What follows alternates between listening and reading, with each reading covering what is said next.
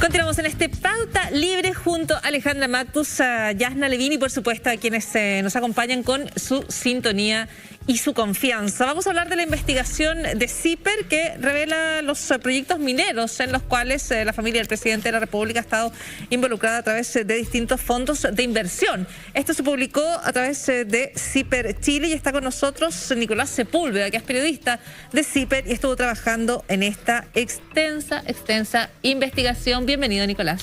Muchas gracias, Paula. Hola, Yasna. Hola, Alejandra. Muchísimas gracias por estar con nosotros esta noche. Son 11 los proyectos mineros en los que invirtió la familia del presidente Sebastián Piñera. ¿En qué periodo ocurrieron estas inversiones?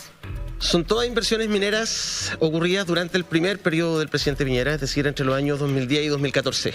Fue el periodo donde nosotros hicimos Zoom, donde vimos que de hecho en ese periodo, como en 2011, 2010, se echan a andar todos estos proyectos, todos paralelos a Minera Dominga, que ya es conocido, y también a Minera Imán, que nosotros publicamos un tiempo sus detalles, donde también estaba la familia del presidente como una de las principales inversionistas.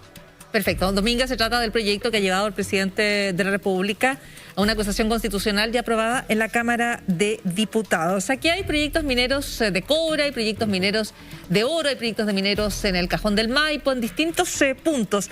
Para todos estos proyectos era necesario, por ejemplo, pasar por los procesos de aprobación ambiental, donde hay injerencia directa de funcionarios o cargos que nombra el presidente de la República. Sí, pero en distintos niveles. Yeah. Esta fue una investigación que desarrollamos junto a la periodista Paulina Toro y tuvimos que entender de cómo funciona el negocio minero en Chile, que es bien complejo. Hay una diferencia entre los grandes proyectos mineros, como en el caso de Dominga, por ejemplo, y proyectos mineros medianos. Por ejemplo, si tú vas a explotar cobre u oro, pero vas a sacar menos de 5.000 toneladas por mensuales para vender, no requieres pasar por el servicio de evaluación ambiental, ¿vale? Por tanto, pero sí requiere permisos ambientales y de la Seremia de Salud, por ejemplo, porque tienes que hacer una faena minera y tienes trabajadores a tu cargo. Ya, pero y ahí se pasa por un proceso de evaluación. Se dan permisos ambientales por parte de organismos del gobierno, pero no son públicos. Se tienen que solicitar por transparencia, que es lo que nosotros estamos haciendo ahora. Porque requieren permisos de las municipalidades, de la Seremia de Salud, Cernagiomín, según donde esté ubicada esa faena minera. ¿Vale? Ya. Estos 11 proyectos mineros, que hay algunos de explotación y otros de exploración, que básicamente es hacer hoyo en la tierra para medir la calidad del material y saber qué tanto mineral hay, y luego hacer otros proyectos, también requiere permisos ambientales. Todos ellos requirieron permisos ambientales, esos 11 proyectos. Algunos, como el proyecto Cóndor, que era en el Cajón del Maipo para extraer cobre, de la cordillera, pasó por el servicio de evaluación ambiental porque se hizo sobre un terreno que era área de interés científica. Ahí recibió el visto bueno de 7 seremis que habían sido nombrados por el presidente Sebastián Piñera. Recibió el visto bueno en el año 2013 y otros proyectos no pasaron por evaluación ambiental, pero todos tuvieron algún tipo de permiso ambiental o laboral o sanitario para poder operar. Ahora, la familia del presidente figura como inversionista en estos proyectos. No es que... Al igual que Minera Dominga, hay que decir que todas estas inversiones se hicieron en una iniciativa que levantó la Rainvial, donde llegaron distintas familias empresarias. Estaban, por ejemplo, son socios en esos negocios con Nicolás Ibáñez, ex dueño de Supermercados Líder. Estaba también el señor Isidoro Quiroga, que es una de las personas que tiene más dinero en Chile, se ha hecho millonario vendiendo derechos de agua, y otros como la misma familia Larraín. Pero en cada uno de estos proyectos, cuando nosotros le seguimos la pista y revisamos las escrituras públicas con la lista de aportantes de cada uno de los proyectos, los Piñera siempre eran los mayores accionistas o los mayores aportantes. Al igual que en Dominga, digamos, eso se reflejaba, se repetía en los otros proyectos también. Sobre eso te iba a preguntar. Primero, ¿en qué proporción era la participación de los Piñera Morel en esta? Y segundo, si existían también este tipo de sociedades con acciones A y B, que normalmente son, no siempre el que aporta más es el que tiene el control de la inversión. Si hay sociedades donde hay unas acciones preferentes, que puede tener menos proporción de acción, pero más poder de decisión que las acciones B. ¿Cuál es la composición societaria en estos 11 casos? Mira, en cada uno de estos 11 proyectos se montó una estructura bien compleja que utiliza, además de sociedades comerciales, fondos de inversión privados, que son, para que la gente lo pueda entender bien, son sociedades con accionistas confidenciales en el fondo, ¿no? Los Piñera Morel siempre eran los mayores aportantes en cada uno de los proyectos, ya sea a través de fondos de inversión o de sociedades. Y efectivamente en cada una de esas estructuras societarias por cada uno de los proyectos, digamos, nosotros detectamos decenas de sociedades y fondos de inversión. Si formó una estructura distinta, siempre los Piñera eran uno de los, o bien el accionista mayoritario o uno de los mayoritarios junto a la familia Delano, por ejemplo. Y también en esta estructura societaria habían efectivamente acciones A, que eran la de los aportantes, y acciones B, que eran de la Sociedad Minería Activa, de la Rainvial, que es el fondo de inversión que juntó a estos inversionistas y lo invitó a hacer estas inversiones mineras durante el primer periodo del presidente. Es importante la aclaración y la pregunta, Alejandra, tuya, porque el hecho de utilizar fondos de inversión le da un carácter de opacidad mucho mayor, ¿no?, que una sociedad abierta. O sea, ¿fue ese el objetivo para utilizar esa figura? Hay también, dicen los expertos tributarios, objetivos de ese tipo, de planificación tributaria, que tú puedes aplazar, por ejemplo, el pago de impuestos cuando haces negocio a través de un FIP, de un fondo de inversión privado. Pero lo cierto es que fue tan útil para la familia en términos de opinión pública, por ejemplo, que solo ahora nos enteramos que durante el primer gobierno, hace 10 años atrás, del presidente Piñera, estaban invirtiendo en 11 proyectos mineros que requerían permisos ambientales de las autoridades nombradas por el presidente. Nosotros detectamos ahora, por ejemplo, porque los aportantes de los fondos de inversión privados no son públicos, esa información la recibe el Servicio de Impuestos Internos y la Comisión para el Mercado Financiero, pero nos dijeron que no pueden entregarla, legalmente no pueden entregar esa información. La única forma es ir a buscar las escrituras públicas nadando en las notarías, digamos, haciendo un buceo hasta encontrar una asamblea de aportantes de esos fondos y ahí tú ves qué sociedades son los que aportan. Así nosotros pudimos detectar, por ejemplo, que los Piñera Morel participaban en un fondo de inversión que hasta ahora no se conocía, que se llama Santa Victoria, que ellos mismos también cuando les preguntamos nos chequearon que hacían inversión a través de ese fondo. Entonces abre una pregunta que alguien tendrá que responder, ya sea la familia por transparencia o los periodistas tendremos que seguir investigando. ¿Qué otros negocios participó la familia Piñera Morel a través de estos fondos de inversión? ¿Cuántos fondos más hay, por ejemplo? No, un fondo inagotable de conflictos de interés. ¿Y en cuántas industrias? Porque también recordemos que con la misma figura también están en el Casino Enjoy, o estuvieron por lo menos en el Casino Enjoy. La pregunta es, respecto de estas empresas mineras, ¿por qué se fijaron solo en el primer gobierno? ¿Cómo continúa la historia? Nosotros empezamos, ha sido bien difícil hacer esta investigación. Nosotros partimos investigando esta segunda parte luego que los Pandora Papers, que la revelación en Chile lo hizo CIPER, un reportaje de Francisca Skognik, de la voz con CIPER, Francisca Skognik y Alberto Arellano. Nosotros empezamos a seguir la pista, encontramos estos otros proyectos mineros. De a poco hemos ido trazando qué pasa hasta hoy día. Por ejemplo, encontramos que algunos de estos proyectos siguen vigentes. Minera Indiana, Minera Imán, Minera Filipina, están a la venta actualmente. Por lo que entendemos y por la escritura a las que hemos tenido acceso, la familia Piñera Morel sigue siendo parte de esos proyectos. Pero no es fácil de investigar. Pero en general estos fondos de inversión, digamos, van por la pasada, ¿cierto? Se meten, aportan, apostando a que ese proyecto se va a desarrollar, va a aumentar su valor y luego venden. ¿O no? Y que se multiplique la inversión inicial. Claro. Es lo que pasó con Dominga. Claro. Cuando uno mira cuánto fue lo que se invirtió y cuánto fue lo que se vendió ese proyecto, la ganancia se multiplicó por 10 la inversión. Claro. Fue un muy buen negocio. Porque tú apuestas a eso. Es lo mismo que estaban apostando. Además, el negocio minero, la inversión minera es riesgosa, es lo que dicen los inversionistas mineros, porque tú puedes gastar 2, 3, 4 millones de dólares explorando cobre en un lugar y finalmente te das cuenta que esas vetas de cobre no te dan para hacer un gran negocio, ¿no? Ustedes van a buscar. Hay que tener bastante personalidad para decir que el negocio minero es riesgoso, porque digamos, los grandes inversionistas mineros chilenos no arriesgan nada. O sea, solamente tienen que sacar un material que está ahí, ni siquiera lo procesan. Casi toda la mano de obra es subcontratada. O sea, claro, pero ellos se refieren a que tú puedes invertir 5 millones de dólares y después no tiene retorno. En explorar, pero claro, también la exploración tampoco se hace así como tiro una moneda al aire y exploro en cualquier lado. En general, hay datos. Sí. La apunta respecto a cómo piden ustedes los descargos o las respuestas a la familia, quienes responden. Nosotros hemos hablado para todas estas investigaciones con Nicolás Noguera, que es el ejecutivo de mayor confianza de la familia Piñera Morel desde hace muchos años.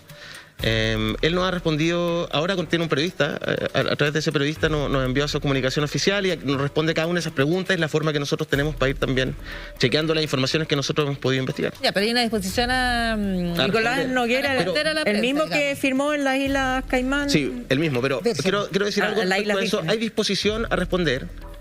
pero siempre nos pasa que nos vamos encontrando con algo más. Entonces, por ejemplo, cuando hicimos lo de Dominga junto a la BOT, respondieron preguntas puntuales sobre esos negocios.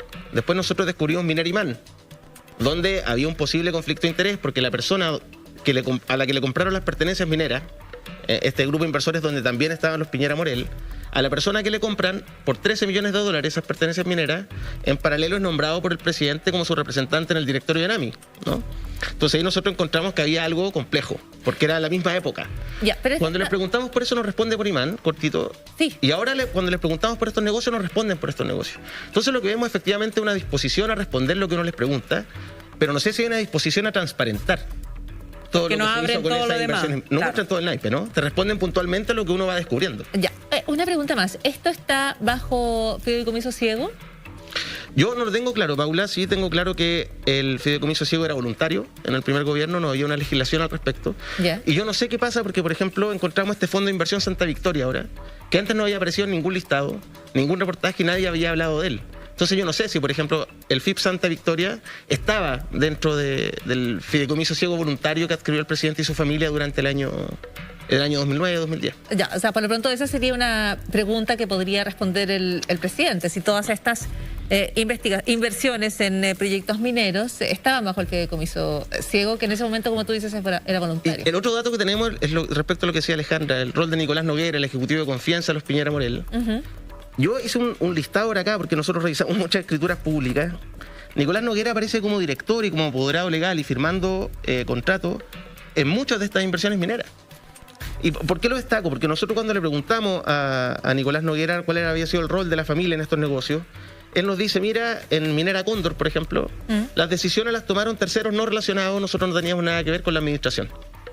Para explicarlo bien en corto, el negocio de Cóndor lo hacía una sociedad que se llama Geoactiva, donde estaban los Piñera Morel a través de un fondo de inversión que es Santa Victoria, ¿vale?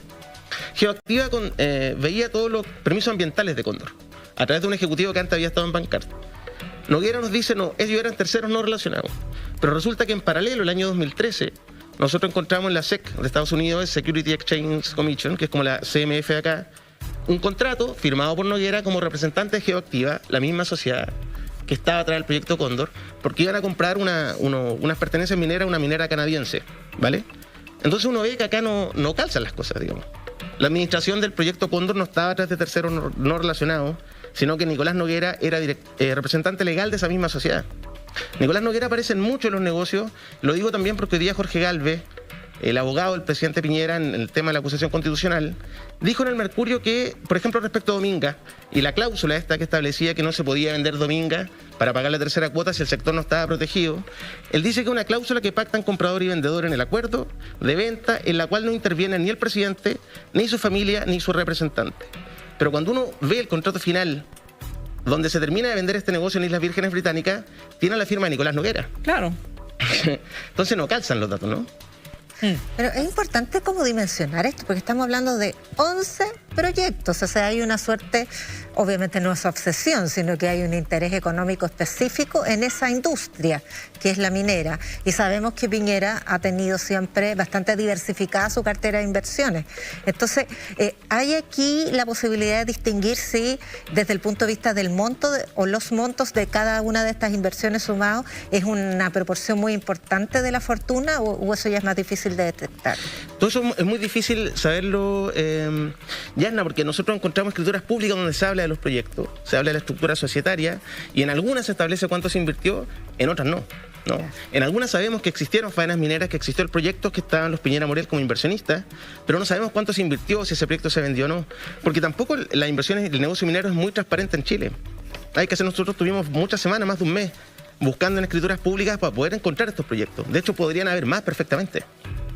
¿Esta información la tenían en la Cámara de Diputados quienes están llevando adelante la acusación constitucional? No. De hecho, la acusación constitucional solo alcanzó a entrar el tema de la venta de Minera Dominga por la cláusula y el contrato que se firmó en Islas Vírgenes Británicas, pero ahí no entró ni lo de IMAN ni lo de estos otros 11 proyectos mineros. Los proyectos dijeron que iban a analizar, a ver si iban a analizar una convicción investigadora. Yo no veo que eso pueda... Claro, ahora yo...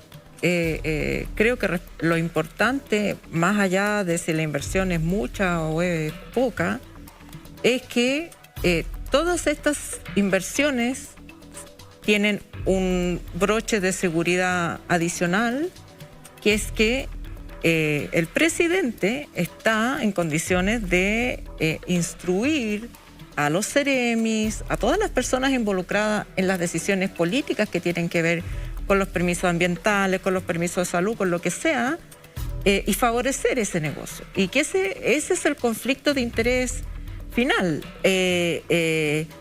¿Cómo es posible que en el momento en que el presidente está ejerciendo su rol, su familia o sociedades en las que participa su familia están apostando a varias inversiones cuyo destino depende precisamente de funcionarios públicos? Es que ese es el punto. Por ejemplo, si engarzo eso lo que dice Alejandra con lo que preguntaba Yasna, en la mayoría de estos proyectos la inversión inicial eran 7.000 millones, 10.000 millones de pesos, ¿no? Pero cuando estos proyectos empiezan a crecer como Dominga, se terminan vendiendo por 10 veces esa cifra. O en Imán, por ejemplo, que cuando encontraron estas pertenencias mineras que le iba a permitir hacer este proyecto que está en Vallenar, que es un proyecto que está congelado, que siguen ahí, digamos, no se han deshecho, no lo han vendido, no han renunciado a él. Se invirtieron 13 millones de dólares en comprar esas pertenencias mineras. Es decir, para la gente normal puede sonar como gran cantidad de dinero. Para la magnitud de los inversionistas como Sebastián Piñera, los Delano o Nicolás Ibáñez, puede no ser tanto. Pero la apuesta que ellos hacían era multiplicar esa inversión varias veces. Y para eso, claro, como dice Alejandra, tenían facultades porque tenían influencia directa en el Poder Ejecutivo, en la administración pública de entonces. Lo que hay que investigar y lo que hay que saber es si ejercieron esa influencia para beneficiar su inversión. Yo solo quiero decir y lo hablábamos un poco al principio a raíz de cuáles son los actos de fe y cuáles no son los actos de fe, ¿no? Respecto a qué cuestiones podemos elegir, creer o no, y respecto a cuáles podemos encontrar los datos que nos permitan dar una decisión razonada en torno a las cosas. El acto de fe que se hace en el primer gobierno, si entiendo bien, es que efectivamente el presidente va a establecer este muro entre sus inversiones que van a quedar a cargo de todas estas distintas sociedades que aquí están descritas, ¿no es cierto? Odisea, Activa y todas aquellas, y que él no va a tener información respecto a eso. Ese es el acto de fe que hace la ciudadanía, ¿no? Respecto a que efectivamente el presidente, claro, no va a saber en qué invierte su familia. Pero la familia, ese fideicomiso fue voluntario, por lo tanto nada impide es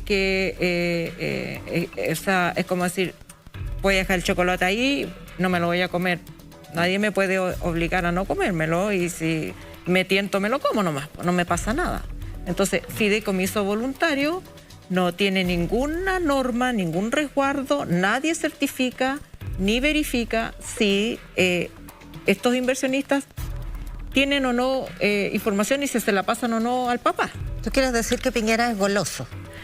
Claro, o sea, le gusta el chocolate. Más bien yo digo que la gente somos seres humanos y que si nos ponemos voluntariamente algo muy tentador y decimos no lo vamos a hacer, y nadie, claro, o sea, yo prefiero que alguien lo verifique. No, pero hay más antecedentes sobre la mesa, ¿no? Si miramos estas inversiones mineras, estos 11 proyectos, lo que sabemos hasta ahora, porque hay mucho que investigar todavía, lo que sabemos hasta ahora es que cuando estaban a punto de concretar la venta minera Dominga, el presidente se saltó la institucionalidad ambiental y bajó Barrancones, ¿no? Que se iba a hacer en el mismo sector de Dominga. En el caso de Imán, sabemos que cuando estaban negociando la compra de estas pertenencias mineras por 13 millones de dólares, el presidente nombra como su representante en la ENAMI a la persona que le iba a vender esas pertenencias mineras. Sabemos que en 2013, en el proyecto Cóndor, donde invertía la FEMIRA el presidente Piñera Morel, 7 seremis nombrados por el presidente votaron a favor de ese proyecto ambiental, que era construir un proyecto minero en el Cajón del Maipo. Sabemos también, a través de oficios que han enviado diputados a La Moneda, que Nicolás Noguera fue invitado varias veces a almuerzo en el Palacio Presidencial y también a fiestas en Cerro Castillo, junto al presidente de la República, su familia y otros ministros. Entonces hay uno que dice, ok, acá voy a hacer un acto de fe, que en esos almuerzos y en esa fiesta no se conversaba de los negocios, que era el vínculo de Nicolás Noguera con el presidente. Digamos, yo no sé si son amigos personales. Lo que era como el empleado de confianza en los negocios. Pero claro, era como el empleado del mes. O sea, tú invitas a la persona que te maneja los negocios a tu casa en una fiesta donde no está el contralor, donde no está, digamos, la policía de investigación, donde no está el fiscal, y la persona, y tienes que creer que la persona no le dice al presidente, oye, estamos vendiendo o estamos comprando o falta que se dicte tal oficio. O sea, no, hay que tener mucha fe. Cerro Castillo no es Hay un tema Carta del adicional. presidente, no es residencia Y la moneda personal. tampoco, digamos, como su lugar de... Sí, pues, Pertenece son a la pertenencias presidencia. públicas, claro. Hay un tema adicional y que es por el cual yo te preguntaba por esta fijación con tanta inversión minera. Y es que al comienzo del gobierno de Piñera 1, el primer gobierno, recordemos que se hizo una enmienda tributaria que fue la extensión, la ampliación de la invariabilidad tributaria Luego que se le el terremoto. entregaba a las mineras extranjeras, se amplía a las nacionales. De hecho, fue un beneficio directo a Soquimich. Pero parece que benefició a todas otros. las demás, claro. Por la aparición de Pablo Longueira ahí envió mail concretos y a la vez recibía pagos de Soquimich. Eso fue una trama que conocí. Claro, y benefició entonces todos estos 11 proyectos de la familia Piñera que en los que se invirtieron durante ese periodo. O sea, ahí hay un conflicto de interés, además tributario, de gran envergadura. Así que... Yo no he visto ese detalle, habría que ver porque me acuerdo que el proyecto de invariabilidad tenía algunos límites. Yo no sé si están en inversiones pequeñas y medianas. Determinados montos. Dominga fue el que llegó a ser el más grande. Yo no sé si cupieron Si dentro, calza. ¿no? Habría que verlo, pero es un muy buen punto. Pero ¿Y en hay concreto indicios? se requiere una respuesta, se requeriría una respuesta firme del presidente de la República. ¿Qué reacciones generó el reportaje? Tanto la moneda como la familia del presidente a través de Inversiones Odisea, que sigue estando ahí, Nicolás Noguera como su hombre de confianza, respondieron lo que han repetido como mantra desde que se conoció lo de Islas Vírgenes y Dominga, que el presidente no participa en su negocio de 2009, que ni la familia ni sus personas de confianza sabían de estas inversiones ni conocieron los detalles, por ejemplo, de las cláusulas del contrato de venta de Dominga, y que en el caso de Cóndor, por ejemplo, este proyecto de cobre en el Cajón del Maipo, ni Nicolás Noguera, ni la familia, ni el presidente supieron de sus detalles. Eso ya entregamos algunos antecedentes de por qué nos parece poco plausible, porque Nicolás Noguera era el representante legal de la sociedad que administraba Cóndor, ¿no? Tengo una pregunta respecto a la acusación constitucional. Avanza hacia el Senado. ¿En esa instancia hay más oportunidad de revisar antecedentes, por ejemplo, Lo que como pasa esta, o el es que- Senado solo vota? Es que la acusación constitucional no es una investigación. La acusación se basa sobre hechos ya dados por sentado. Y es que es la firma de este convenio en un paraíso fiscal, donde una de las condiciones es una actuación presidencial. Y que eso pone en riesgo o pone daña el honor de Chile en el concierto internacional. Ese es el hecho y es una exigencia de responsabilidad política. La investigación judicial es la que se abrió por parte del fiscal y que no sé cuál será el avance de esa investigación, pero es poco probable, me parece a mí, que en Chile, en un país hiperpresidencialista, alguien se atreva a ponerle cascabel al gato.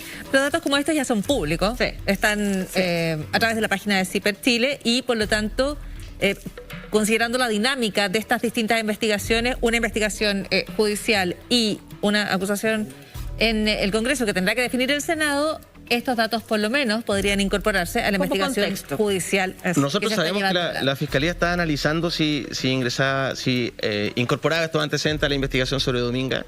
Yo solo quiero decir que me parece que en un contexto de máxima desconfianza hacia las instituciones, cuando ya vimos todo lo que ha pasado con las colusiones, las investigaciones sobre el financiamiento ilegal de la política, etcétera, creo que la ciudadanía sí está mirando con ojo clínico cómo avanza esto y si las instituciones son capaces, por ejemplo, de juzgar o investigar, no juzgar incluso, investigar a fondo a un presidente, ¿no? Nosotros miramos con lupa la investigación judicial que hizo el fiscal Guerra en 2017 sobre Piñera, y hay muchas diligencias que no se hicieron y antecedentes que se pasaron por alto y que nadie les puso atención ahí, digamos, ¿no? Yo creo que es un antecedente que tomemos conciencia de la desconfianza y que el sistema completo esta prueba. Bueno, y por lo pronto del trabajo investigativo que ustedes han realizado, que tiene además las consultas con la propia familia y sus representantes en torno a estos 11 proyectos mineros, no son pocos proyectos, y en varios de ellos había que dar un paso de cierta aprobación, anuencia o participación de distinto tipo por parte de funcionarios designados por el presidente. Nicolás, muchísimas gracias por haber traído este tema. hasta el Pauta Libre. Gracias, Paula. En el equipo me van a matar si no digo esto. En CIPER nos financiamos ya casi en un 80% solo por nuestros lectores. Estamos en una campaña especial para llegar a 6.000 socios de acá a fin de año. Nos falta muy poco, como 800 personas. CIPERchile.cl si quieren aportar con desde 3.000 pesos mensuales y nos ayudan a seguir haciendo periodismo independiente. Gracias a ustedes por la invitación. No, mirando a cámara la petición a quienes quieran colaborar con el trabajo de CIPER. Muchísimas gracias, Nicolás.